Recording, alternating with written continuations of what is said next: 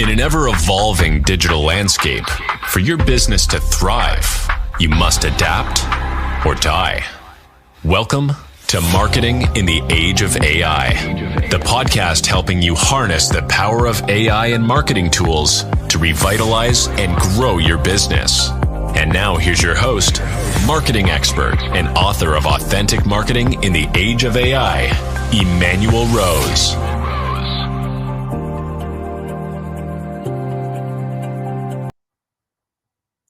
Welcome to this episode of Marketing in the Age of AI. Today we are broadcasting from the Silver Bullet Studios in Rome, Oregon on the Owyhee River. Thank you, Elon Musk and the amazing Starlink product. We're going to talk today about one of my favorite topics, which is content marketing and how we can use podcasting and AI to do highly converting content marketing. My guest today is Nichole Gunn. She's the Global Chief Marketing Officer at Xtou. With over 20 years of marketing expertise in the B2B sector, Nichole has a proven track record in demand gen, brand development, and customer experience. Under her leadership, Xtou has built a powerhouse of content marketing that consistently increases sales by 30%. Collaborating with notable clients such as Adobe and Dell and Toyo Tires. Nichole's strategic data-driven approach to marketing not only drives results, but also reshapes how brands connect with their audiences. Nichole, thank you so much for spending some time and telling us about your secret sauce. Thank you so much for having me, Emanuel. I appreciate it.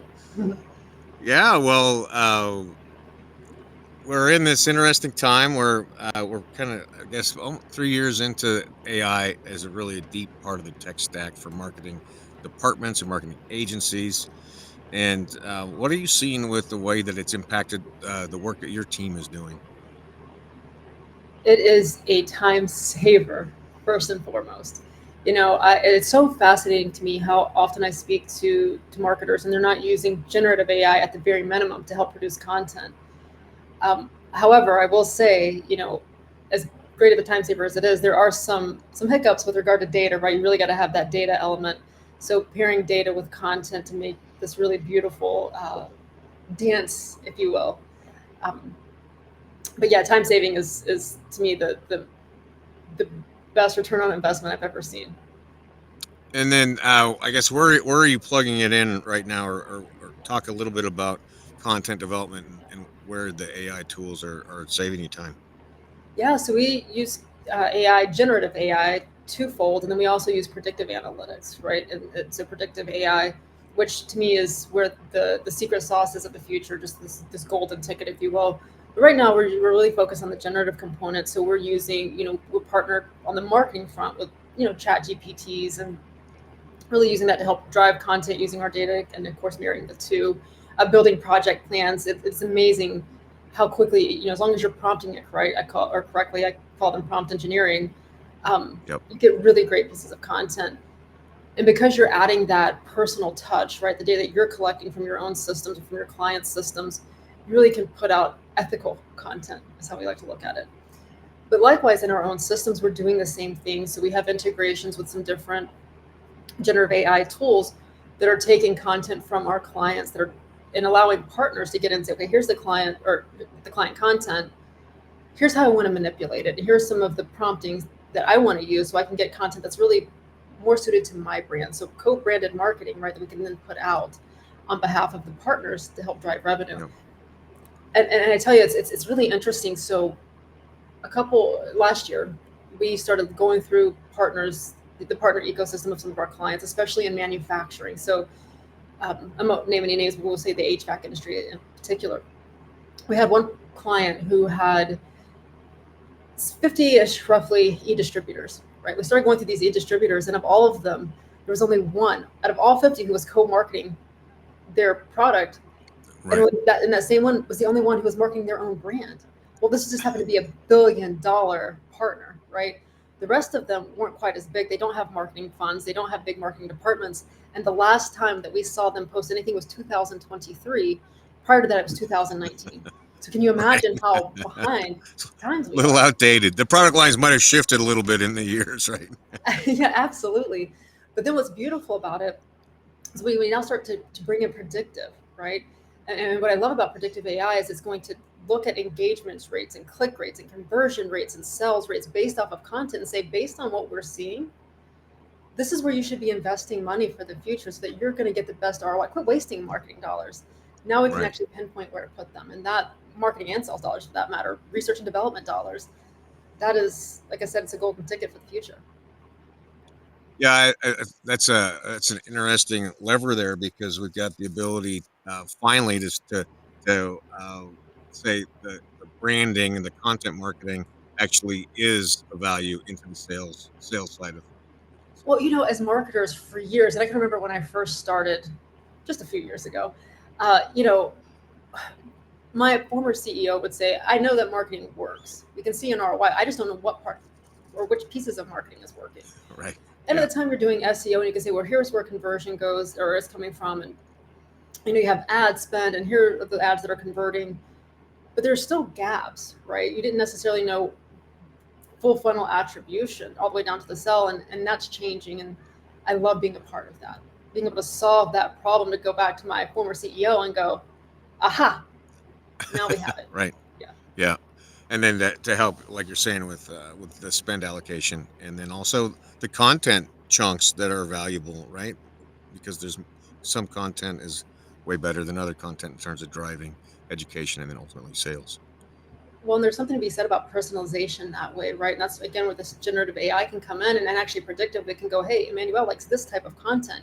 If you're a tier one tech company and you're marketing about servers, but if you actually go out and look at the intent data from the partners' local searches, you can go, wow, they actually care more about maybe it's security.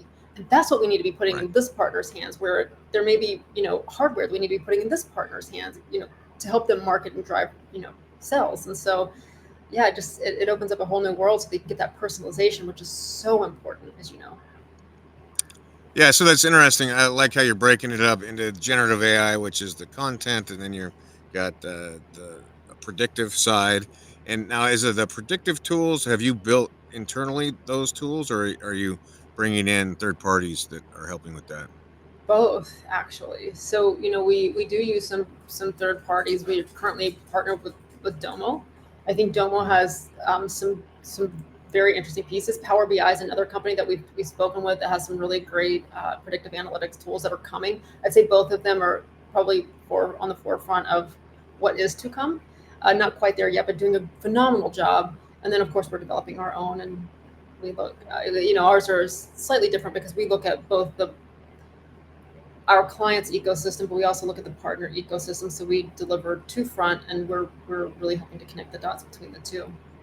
Yeah, I think that's always an interesting puzzle, right? Where you have your client, and then you have your client's clients, and then how do Yeah. you sync up everything, right? What are some of the ways that you manage that multi-dimensional marketing? Well, it's for the longest time, our clients have said, "Hey, look," and it goes back to similar to what my CEO said. We're growing sales. We have a 22-to-1 ROI, and our ROI is we do attributable sales, not just marketing leads, right? So we look at things very different. Don't get me wrong, we track full funnel, but that's really where the return comes. And so for the first time ever, we're able to provide feedback all the way up. And we have, I think for years, what we heard our clients, not I think, but we always heard our clients saying, we don't know who the buyers are, the consumers who want our products. And not that we want to bypass our channel partners. We never want to do that. We want to empower them to do more with their Right. consumers, right? And help them become bigger brand names. And so helping fill in those gaps has been challenging, a heck of a lot of fun, but also just what a great way to, again, solve those, the problems that our clients have. That's the big one. I love it. And then I guess obviously you're a proponent of podcasting and podcast guesting. What are you seeing in terms of your clients and what they're thinking about with podcasts? It's funny. So many of them want to be on podcasts, right? I don't see a lot of them hosting yet at all. I don't know if that, and I don't really know why. I don't know if that's a fear thing, or if they don't know where to start or how to get going, or if their companies just aren't making the investments. But I would say 100% of my clients today, and even their partners, if we ask them to join a podcast, they'll instantly do it. If we ask them to go to an event and speak on our behalf, they'll show up and do so. So I feel like for a long time, digital marketing has been at the forefront, and rightly so, right? But that's behind the scenes. Now we're starting to see people come back out of their shells, and they want the airtime. Yeah. And then what are some of the benefits that you're seeing from your podcasting appearances? Brand recognition. For us, that's really why we started and what we want to do. And we really wanted to focus on mid-market businesses. These big companies, everybody knows who Dell is. Everybody knows who Google is. We all, we know some of these big names, but what about mid-marketers like ourselves? We work for a mid-tier marketing agency, and those guys typically, again, they don't have the resources, right? And so if we can help them, and we can help, especially from a distribution perspective, why not? Even manufacturing, there's still always something to learn. If you're a manufacturer, you should tune in, because you go, okay, this is what my distributors care about, right? And so just, again, connecting all of those dots. Yeah. And then also getting on brand, on message, straight from either the CEO or CMO, whoever's been chosen to do the talk, right? Absolutely. Well, and I tell you, there's so many brand affiliates out there for these big brands who want to come on and talk about what they're doing. And there's some really cool things happening out there right now. Just the way that I'll use one of our HVAC clients, Hisense, and their focus on, and I would say this is true of most of our clients, but on energy efficient systems and being better for the environment and what they're really trying to do. I just think it's fascinating. And so there's so much for us as consumers to learn, because let's face it, when we put an HVAC system or something into our home, we typically go, what's the cheapest, right? Well, the biggest bang for the buck. But these younger people, and even myself, I want the eco-friendly systems that are going to last longer. And maybe it's not all about price anymore. And so those, from a brand perspective, getting that message out there so that we understand as consumers is really important. Yeah, and I think you're able to, in these pod situations, 90% of people want to see video. So Yeah. I think that's something that kind of legacy brands and the kind of the older part of the workforce, the Gen X and the Boomers, don't really understand, and they think it's optional. But at this point, it's no longer optional. Well, and they're so shy to be on camera. Have you noticed that? Right. The hands Yes. off. Yeah. Whereas this younger generation's, put me in, coach, I'm ready to go, and it's pretty great. Yeah, so it's critical because that's what the end user wants to see, and in terms of an authentic voice from the brand, they want to see video, and then they want to hear the story like you're talking about. What is the differentiator? And so I think it's really for most companies still, like you're saying, it's an untapped powerhouse of marketing, Yes. being on podcasts. Very much. And then the smart companies are then hosting their own, and then also doing one that's an internal education source as well for staff and valued partners, like you're talking about down the sales chain. Oh, absolutely. That's, internal. It's not so much, it's similar to a podcast we call it the Xtou Pulse, and we bring everyone together every quarter, and we sit down and we talk, really we let the leadership team, not the executives, but the leadership team, that sort of mid-level team, get out and speak. And we bring different members of staff up to talk about what's going on across the departments, and really lend itself to not only where is the business going, but that educational component, right? And it's amazing how much everyone looks forward to it. And if we're late, I mean, we get blown up. Hey, when is the next pulse coming out? We want to know. Whereas, the old all hands that we used to do, people would go, ugh, I have to log into this. Who really cares? Right. This other thing, but you have to put life in it, right? Having the engagement factors, bringing in the different elements and the music, and it is just such a production, but it's a really good time, and people enjoy it. Yeah, well, I think that's a good point. You got to bring a little bit of entertainment into it, right, in order to keep people engaged. Yeah. Absolutely. Yeah. Well, where do you see things going in the next year? What do you what's the crystal ball for Nichole Gunn in terms of how your department's going to continue to absorb, or your company's going to continue to absorb those three different parts of AI and what you're building? Yeah, so we are rolling out the partner experience platform. And what that really means is for the first time ever, there's going to be channel marketing, incentives, generative AI, predictive AI, agentic AI is coming, sales, everything's being brought together so we can full funnel attribution all the way through the channel, right?